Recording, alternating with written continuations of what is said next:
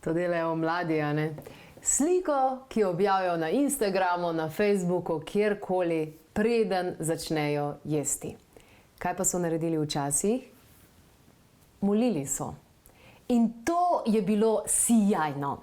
Zdaj, ne učim nobene krive vere, niti ne pripadam uradno ali pa neuradno nobeni religiji, sistemski religiji, simpatiziram pa dejansko z vsemi, saj je v vseh svetih knjigah veliko dragocenega.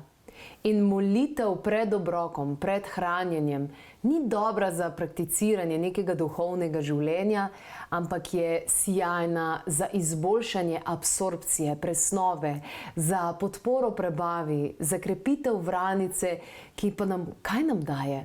Občutek notranje stabilnosti, občutek notranjega miru.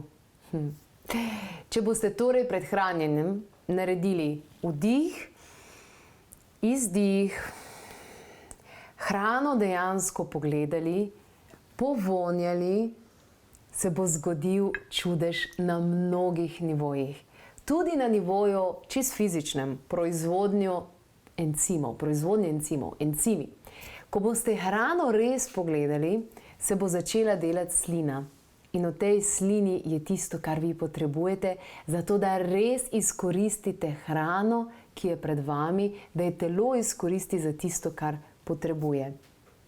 In evo, še eden razlog, še eden vzrok, zakaj je danes toliko prebavnih težav. Telo sploh ne dojema, da smo jedli. Imamo premalo časa in preveč stvari počnemo zraven. Na telefon, pa še nekaj beremo, pa neki hudi pogovori in vse te stvari. Ali pa se celo po telefonu pogovarjamo.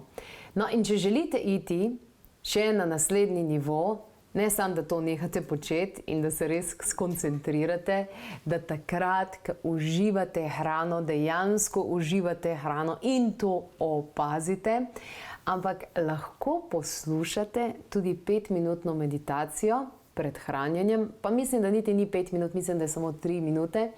Najdete jo na klepetobkavi.si, kjer imate video knjižnico vsega in potem imate tam tudi meditacije. In dajem vam ta izziv z enim posebnim namenom. Poglejte, kako se boste počutili nekaj ur potem. Kajti kvaliteta hrane, ki je na mizi, ne glede na to, kako je lepo ali pa slabo dekorirana, ali pa če jeste kar direktno iz lonca, kvaliteta hrane se vedno pokaže nekaj ur potem, ko smo jo zaužili. Ali nas napihuje, ali je občutek, da je težko.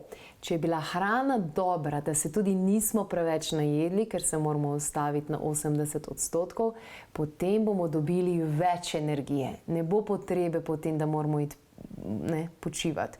Ne bo teže, ne bo tistega občutka, tukaj pa nekaj ne gre. Tako da dejansko dobimo več energije, veseli smo, napolni nas dejansko in ni nobenega pritiska, kjerkoli pač že v samem trebuhu. Ja, meditacija oziroma samo trenutek, da se ustavimo in da vidimo, kje smo, je zelo, zelo bistven in zelo pomemben. Tako da, evo, danes vam dajem tale izziv, sicer pa več kot dobrodošli, da se pridružite in si privoščite en meditacijski vikend, ki je namenjen tako začetnikom, kot tistim, ki ste že dosti vešči v tem, pa ne zaradi tega, da bi postali bolj duhovni, pa razsvetljeni, pa ne vem kaj še vse, ampak zaradi tega, da vam bo tudi telo boljše začelo delati. Kajti ni stvari, ni tehnologije, ni terapije na tem svetu, ki bi delovala bolj blagodejno na telo, kot je ustrezen spanec in pa meditacija, dnevna meditacija. Tako da danes vas spodbujam, da malce pogledate vse to in najdete še kakšno zanimivo vsebino. Danes v oddaji Klepet ob kavi vsekakor vidite, slišite, mogoče si celo zapišete kaj informacij, ki bodo praktične za vas ali za vaše bližnje. Povejte naprej.